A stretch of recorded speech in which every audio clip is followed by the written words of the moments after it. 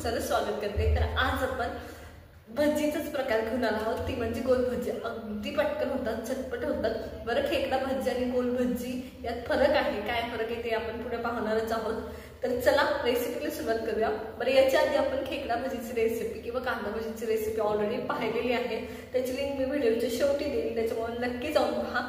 जर तुम्हाला रेसिपी आवडत असतील तर लाईक करा, शेअर करा आणि सबस्क्राइब करा। चला तर मग सुरू करूया। तर आज आपण गोल भजीची रेसिपी पाहतोय। तर गोल भजीसाठी मी इथे कांदा घेतलाय। गोल भजीसाठी उभा कांदा चिरला जात नाही, चौकोनी कांदा चिरला जातो आणि तो ओबडधोबड कसाही चिरला जातो, त्याला काही कोणता नियम नसतो। आणि ॲज कम्पेअर टू आपण ग्रेव्हीला जे कांदा वापरतो त्याच्यापेक्षा मोठा चिरला जातो, हे पण लक्षात घ्या। तर आता आपण काय करणार आहे, कांदा आणि कोथिंबीर आहे ते एकत्र करून घेणार आहे आधी सगळ्यात पहिले। तर इथे मी सगळा कांदा साईडला काढून घेते आधी।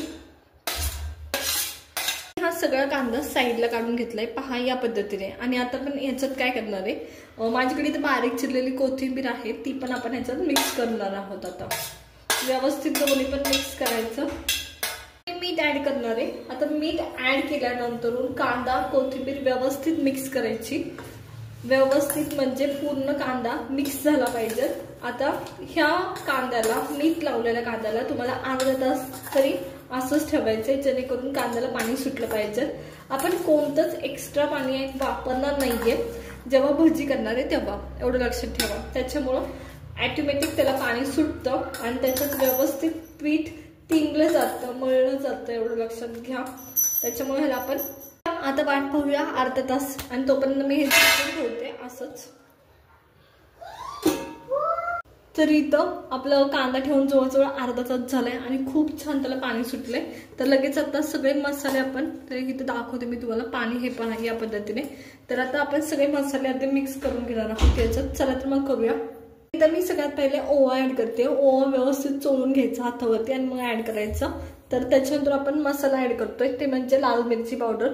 तुम्ही हिरवी मिरची सुद्धा ऍड करू शकता। एखादी हिरवी मिरची बाहेर जेव्हा तुम्ही म्हणजे गोल भजी खाता तर त्याच्यात एक हिरवी मिरची हमखास टाकली जाते, त्याच्यामुळे तुम्हाला टाकायची तर नक्की टाका। तुमच्या इच्छेनुसार तुम्हाला जेवढी तिखट हवी त्यानुसार तुम्हाला लाल मिरची पावडर ऍड करायची आहे। तर मी इथं करते, तर मी इथं अर्धा चमचा करते, खूप जास्त नाही करते। तर ही मिक्स करून घ्यायची व्यवस्थित।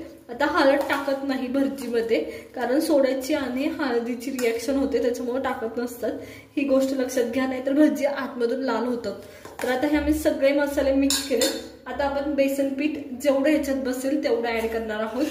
आता मी इथं जवळजवळ 1 वाटी बेसन पीठ ऍड करते। त्याच्यानंतर 1 ते 2 चमचे माझ्याकडे इथं तांदळाचं पीठ आहे, ते पण आपण लगेच ऍड करतोय।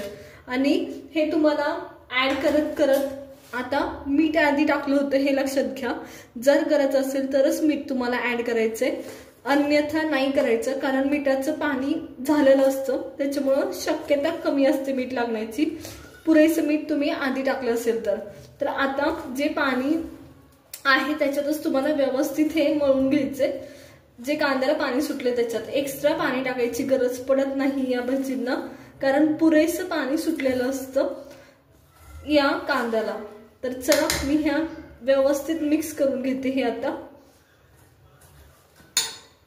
भजीमध्ये आता आपला सोडा ऍड करायचा राहिला होता, तर मी इथं सोडा ऍड करून घेते। आता सोडा थोडासा जास्त टाकायचा, म्हणजे चांगली होतात भजी। आता सोडा व्यवस्थित मिक्स करून घेतो आपण परत एकदा, आणि आपण भजी तळून घेतोय। चला तर पटकन तळून घेऊया। त्यासाठी इथं तेल एकदम व्यवस्थित रेडी आहे, तर आपण आता भजी तळून घेणार आहोत। तर आधी पाहायचं व्यवस्थित गरम आहे का, मगच भजी सोडायची, नाहीतर भजी कच्ची निघल्यासारखी निघतात। तर मी इथं भजी सोडून घेते, तर गोल सोडायची, गोल भजी करतोय आपण त्याच्यामुळं। तर चला मी सोडून घेते। गॅस बारीक करायचा भजी सोडताना, नाहीतर आतमधून कच्च्या राहतात भजी, एवढं पण लक्षात घ्या।